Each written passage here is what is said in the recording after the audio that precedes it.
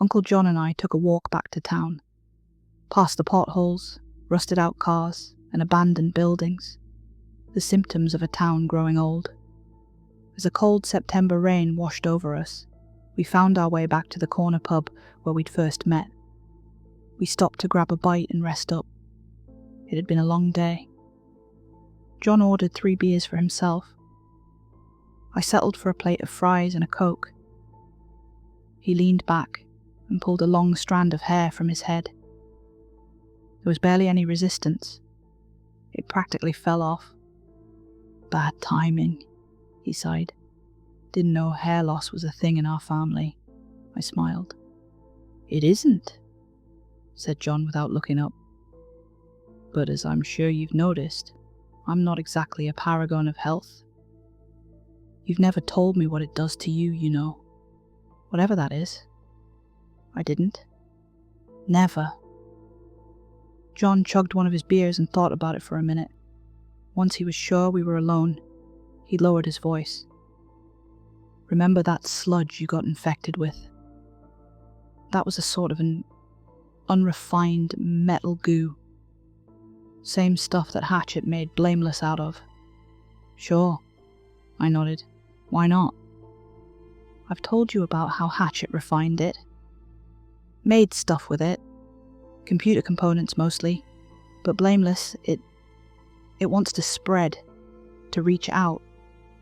He rubbed the back of his head, squirming a bit in his seat. Someone at Hatchet got the bright idea to make bullets. Full metal jacket, coated with Blameless. They had no idea what it would do, but they did it anyway, despite all the ballistics showing that it was useless. There was only about 20 bullets made before they stopped production. But instead of throwing them out or repurposing them, they were issued to standard security personnel. 'Cause why the hell not? Bullets? I scoffed. So what did... I thought about it as John rubbed his neck. No. Yeah, he nodded. You don't just quit Hatchet. They take you out back, old Yeller style. Except the guy who did it to me had one of the Blameless bullets. They shot you? Execution style. Still got that sucker lodged in my cerebellum. That refined Blameless is the only thing keeping me alive. But by God, does it mess you up? Speaking of messing up... We both turned around. The woman standing next to us had popped up out of nowhere, leaning against our booth with a cheeky grin. It was my old landlord, Leah, the one who owned the building where I'd first stayed when I got to Tomskog. A woman in her late 40s with one of the widest smiles I'd ever seen. Immaculate white teeth, and an almost unnaturally perfect face. Uncannily gorgeous woman. She and John seemed acquainted with one another. Well enough for her to push him aside and sit down at our booth, grabbing one of his 3 beers. John didn't protest. Glad to see you're still around, Maryland. She smiled at me. Got any sexy new scars? Yeah, no. And that's not my name. That's where you're from, isn't it? I can smell it, you know. She gave me a little wink and turned her attention to John, who seemed to slowly sink into the floor. Little John, the merriest of men.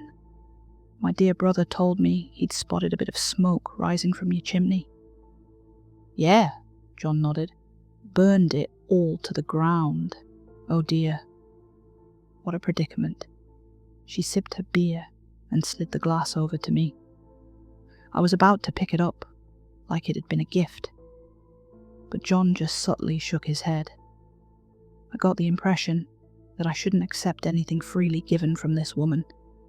Well, if you boys need a place to stay until you get back on your feet, I'm sure we can figure something out. John bit his lip and fully turned to her, his eyes flaring red. What the fuck do you want, Leah? I want to help her. No, stop that. Just fucking stop. Tell me what the fuck you want. Her smile never faded. Not a hint of frustration, unease, or aggression. Like a smiling marble statue. and just as pale. "I could use the company, little John." Once John talked her into leaving, we paid our bill and left. John got a new phone and started making calls while I waited on a park bench down by Frog Lake. Just sitting there, I could imagine the caves running far beneath the surface, under that drowned church. I wondered what would happen once this year was over. Would I make my way back here, one final time? John got increasingly angry. No one seemed able to help. He even considered taking us out of town, but that would mean asking Fred for a favour, and John wasn't too keen on that idea. Instead, he plopped down next to me on the bench and sank his face into his hands. "I think we got to take her up on her offer," he sighed. "It's not safe, but the devil you know, and all that. Why isn't it safe? The Babin family's a goddamn mess. All of them. I don't know how, but however Hatchet fucked them, did some serious damage. Class of 2000. She looks fine to me." "Don't ever be alone with her or anyone from her family," John said. "Promise me." "Why not?" "Promise me." He grabbed my jacket and pushed his fingers into my arm. I could feel him trembling, as if losing control of his fingers. One of his eyes twitched. "Okay, I promise." He put his arm around me and dialed a new number. His voice sank as he asked to speak to the landlord. Leah Babin was glad to help us out. She showed us an apartment in a different building closer to the town centre, overlooking a gas station and a flower shop. A simple one-bedroom apartment. I was told I could take the bedroom, as John barely slept anyway. Besides, he'd be busy paying dearly for rent in that place, whatever that meant. In the end, I ended up staying there alone most of the time. John was gone for days at a time, running errands and trying to keep up with his work. He brought back 2 laptops and some kind of wireless router. He also talked about keeping up with the treatment for the refined Blameless that ran through his system. Apparently, he needed some kind of medication, and his stash had been lost in the workshop fire. I could tell he was getting worse. His hair was falling out, leaving a big bald spot on the left side of his temple. He was rarely ever in the apartment, and when he was, he looked paler than usual. Whatever treatment he needed was clearly not working. The worst example of this was when I was cleaning up in the living room only to find a handful of teeth on the carpet. Unless those things grew out of the floor, John was having more trouble than he was letting on. We stayed there all through September, and John's visits grew more infrequent. I had a lot of ideas on how to pass the time, but I ended up staying mostly inside. I went to the movies a few times, but the darkness made me so anxious that I couldn't stay. I could imagine horrors waiting outside of view or sneaking up on me. I felt like I had this big target on my back, and I couldn't relax. Being a year walker, however, I'm sure that's not too far from the truth. I didn't see much of Leah Babin. John assured me that he was doing everything he could to make sure they left me alone. At least, that's what he told me. And I intended to keep my promise not to be alone with any of them. At the beginning of October, a man moved into the apartment across the hall. Boxes being opened, furniture assembled, cleaning and decorating. The whole 9 yards. I could smell the moving day pizza through the door. It was only 4 people in total, but they all seemed to be friends and in good spirits. It was such a strange thing to see after all these months of living on the edge of a constant panic. Something so normal. And there I was, watching it play out through my peephole, like a fish-eyed TV show. At some point, I could see the 4 of them standing in the hallway, talking to one another. Rock, paper, scissors. They seemed a bit anxious. One of them, a young college-aged woman, walked up to my door and rang the bell. She spoke out loud. "Hello, sorry, do you think we could borrow a hammer?" These weren't the Babins. These were just people. I hadn't been around regular people in quite some time, Of course they could borrow a hammer. I got to know the 4 of them pretty well. They were all studying to become veterinarians. I didn't even know Tomskog had that kind of a program. The guy who moved in was Oliver, and his 3 friends were classmates, Erin, Vicky, and Kent. Erin was the friendly smile that lured me out with a hammer in the first place. I ended up helping Oliver move in. I even got a slice of the moving day pizza.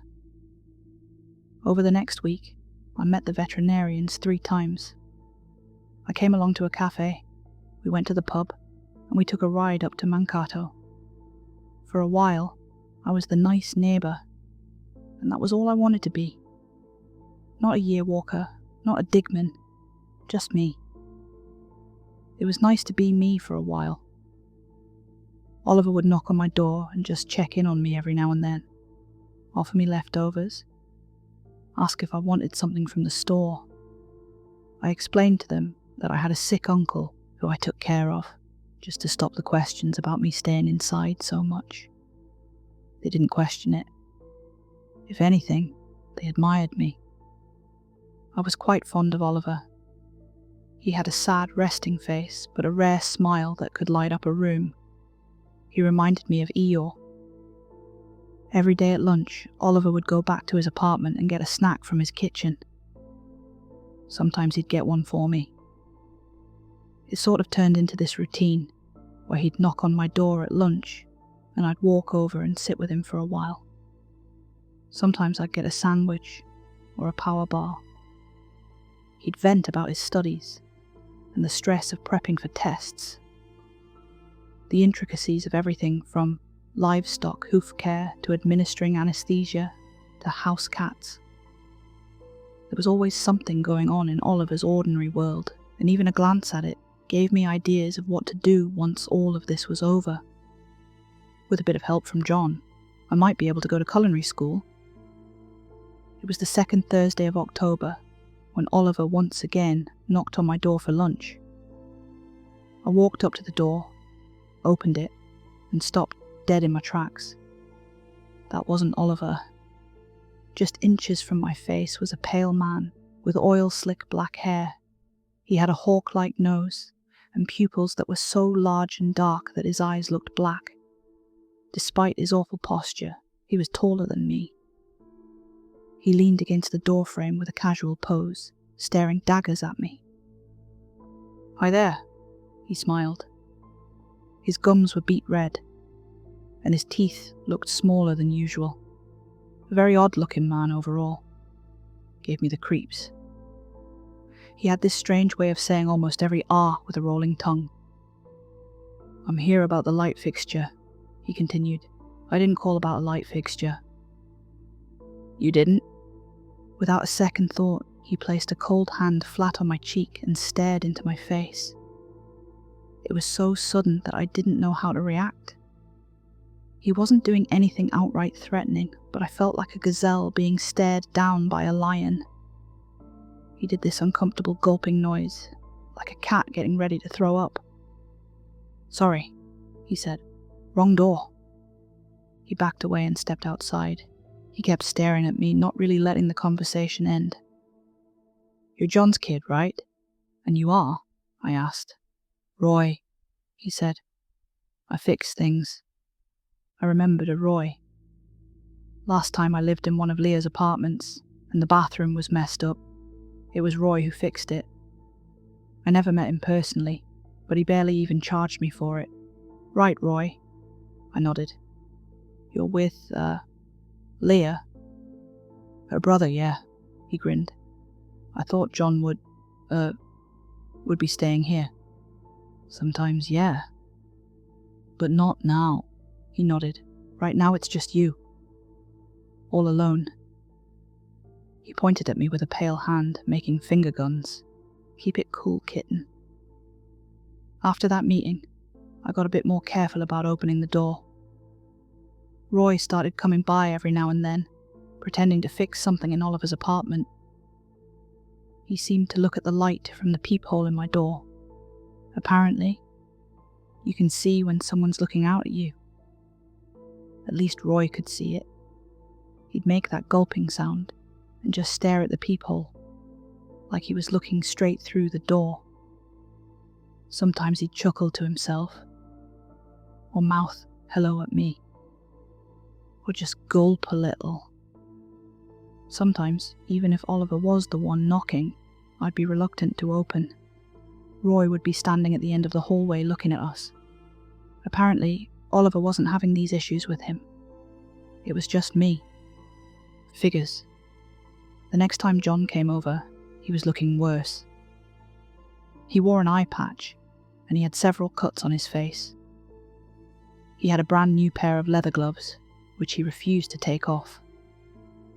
He only stayed for a couple of hours, just long enough to check his laptops, chug half a bottle of vodka, and leave.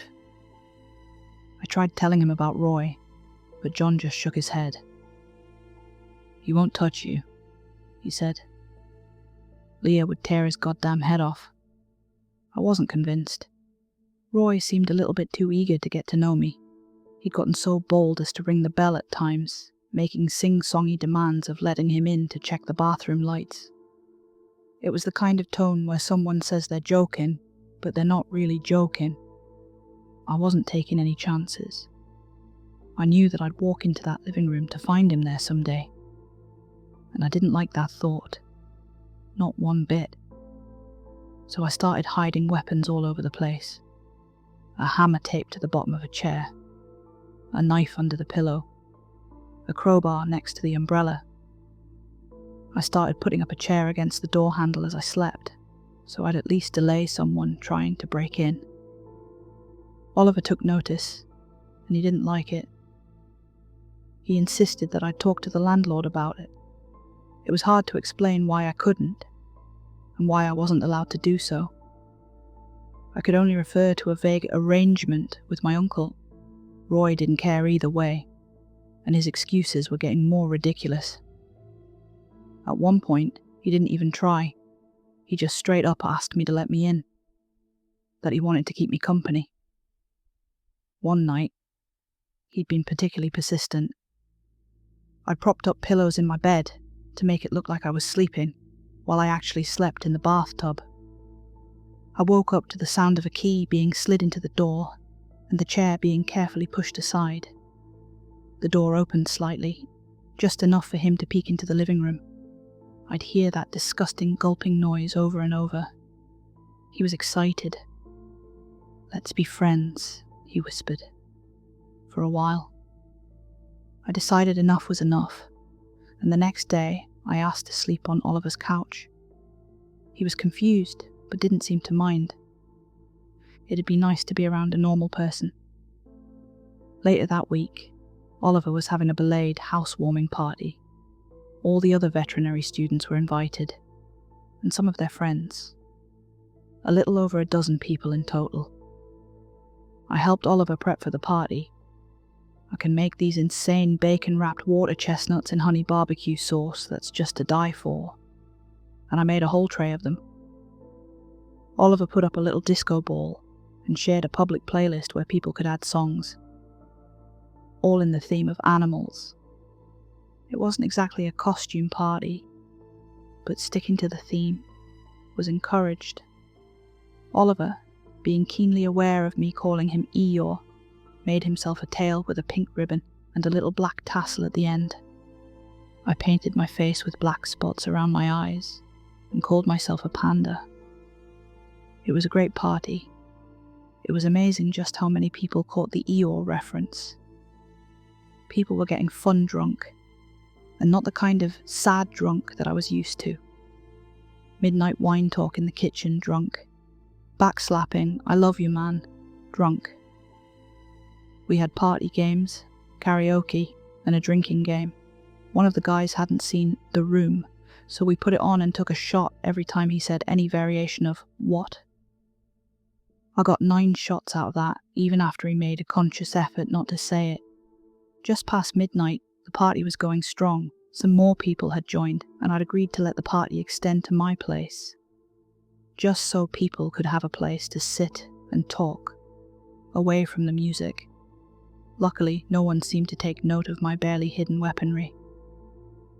I was in the middle of a conversation with Vicky, all the way in the back of Oliver's kitchen, when I saw her face suddenly going pale. I turned around, only to see Roy standing in the doorway. I'm not sure you're invited," said Vicky, speaking over the music. Roy couldn't hear her, and cocked his head to the side like an attentive dog. I swear I could hear something crack from his neck. He gulped a little. I couldn't hear the gulp, but I could see it. I knew all too well what it looked like by now. He stepped closer, and Vicky placed herself in between us. She'd probably heard all about Roy from Oliver. "Hey," she said, "you're not invited, and I think you should leave." He took one step further, and Vicky put up a hand up to stop him. As soon as it touched his chest, he recoiled like he'd been shot.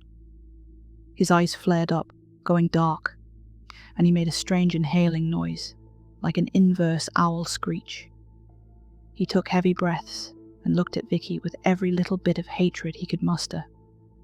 I could have sworn he was going to attack her right then and there. Instead, he grabbed the kitchen door handle, tore it out, and dropped it on the floor, all while maintaining his eye contact with Vicky. I could hear people in the other room going quiet, and as Roy backed away, I could tell a line had been crossed. She'd touched him, and he clearly wouldn't take no for an answer. After that night, things started to get weird. I'd wake up from things being thrown at the window, despite me staying at Oliver's place. One morning, the front door was wide open, and there were muddy footprints going all the way up to my couch. But the weirdest thing was the trash.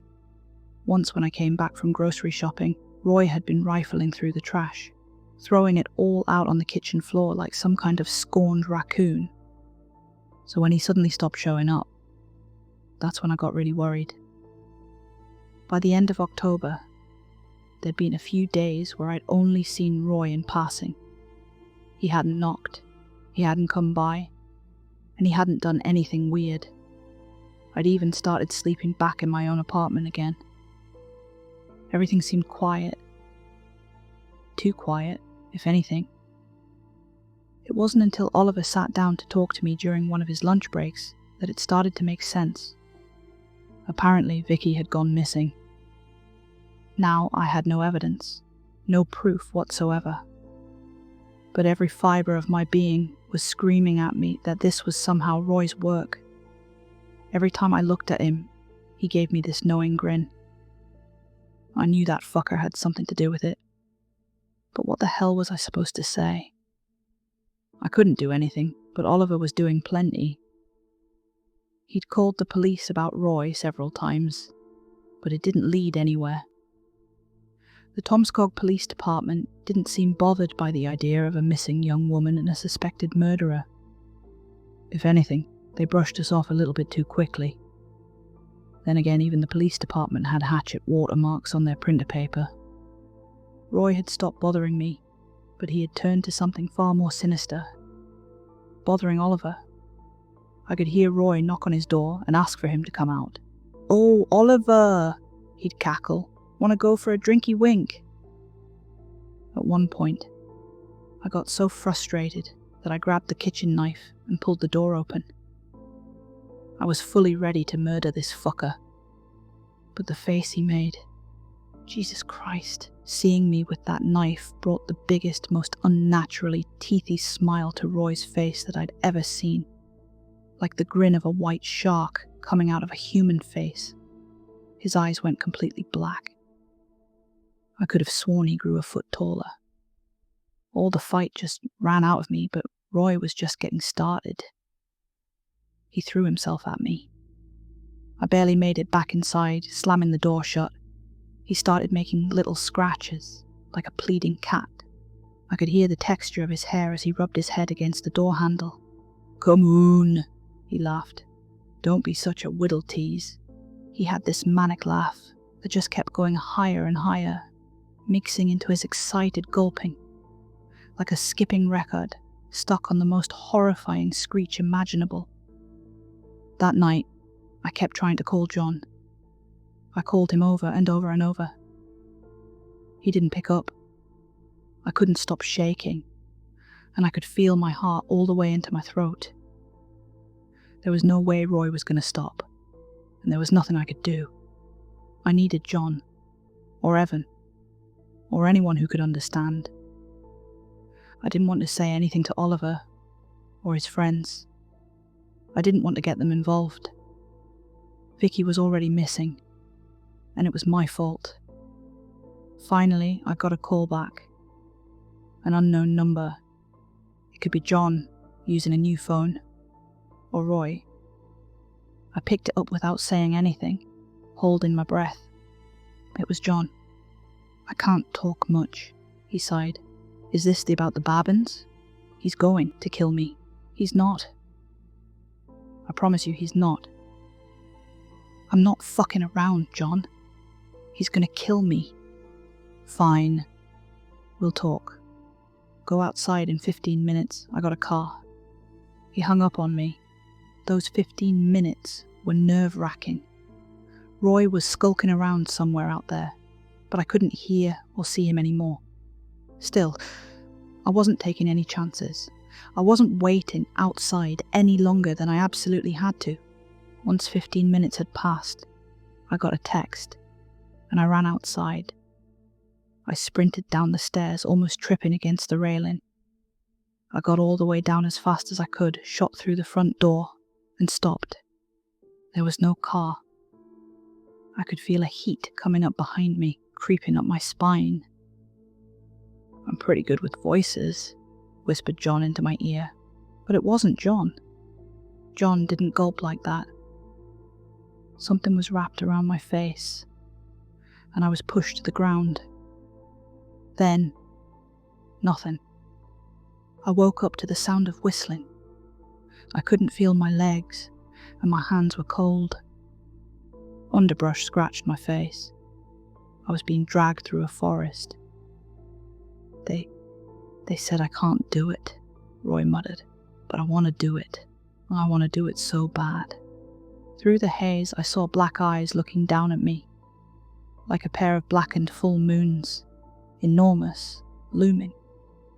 I tried grabbing something, but my fingers were too weak. I'd been drugged. "Just a little," he continued. "Nothing too bad. I'm not a monster." There was a clearing. Up on a hill, I could see the outlines of a small building. A shed, perhaps. And even then, in my delirious state, I could smell the most foul odour imaginable. Wet bone, the sickly sweet sinew, and mouldy flesh. I barely knew my own name, but every primal instinct in me told me I didn't want to go there. Whatever was over there was death. Certain, irrevocable death. Roy laid me down on my stomach, holding my arm. He playfully massaged my hand. My head happened to be on the side, looking up at him. I couldn't even manage to beg. "I'm glad you came," he smiled. He carefully put my ring finger in between his lips, savouring the sensation, and without me feeling a thing, and with no more sound than that of a snapping carrot. He bit my finger off. My mind screamed. I could feel my heart going haywire. I could feel blood rushing out of me, but there was no pain. I knew there should be. My legs flopped, struggling against my interrupted impulses. Roy just carefully stood up, leaned his throat back, and swallowed my whole finger with a gulp. I tried to push myself back. I tried to roll over, to get away, to scream, to do something. But all that came out was a weak groan. Roy looked down on me with this mocking concern on his face. "Another one?" He smiled. "Well, if you insist, kitten." "No." It was all I managed to say before he lifted my hand back up towards his mouth. He put my index finger in, but he was too excited. I didn't even feel anything, but I saw him cram my entire hand into his mouth, resting his razor-sharp teeth against my wrist. He was so excited. His eyes were shaking, and he couldn't stop smiling. His body was already gulping, like he was trying to swallow, like a baby bird. No. The words just got him more excited, like a playful animal. He bit down just a little, just to see if I'd feel it. I didn't. He spat me out and got back up. He did a little dance, giddy with excitement. He couldn't stop himself from laughing. This was his domain, and he had no trouble doing whatever he wanted out here. Like he'd done to Vicky. Why didn't we do this sooner? He cackled. This is so much fun. He fell back down to his knees, running a finger along my spine. I like marrow the most, he smiled. But just a little. Just enough for you to feel it, kitten. Then he stopped. His eyes sharpened as he scanned the forest. I could see the trees sway back and forth in the wind and feel that awful smell being whisked away. Something moved in the trees. Roy carefully stood up, slowly looking around, and something swooped down. I didn't see the entire struggle. Roy tripped over me as something slammed into him. There were loud screeches, and I could hear someone being pinned to the ground. There was scratching, grunting, and finally a snap. Then another snap, followed by a tearing sound, like fingers pressing into a ripe orange. The air got warm as I heard something being casually thrown into the underbrush. Leah Babin stepped out in front of me, her mouth covered in hot blood. "Oh, my poor, poor Maryland," she smiled. "Let's get you home."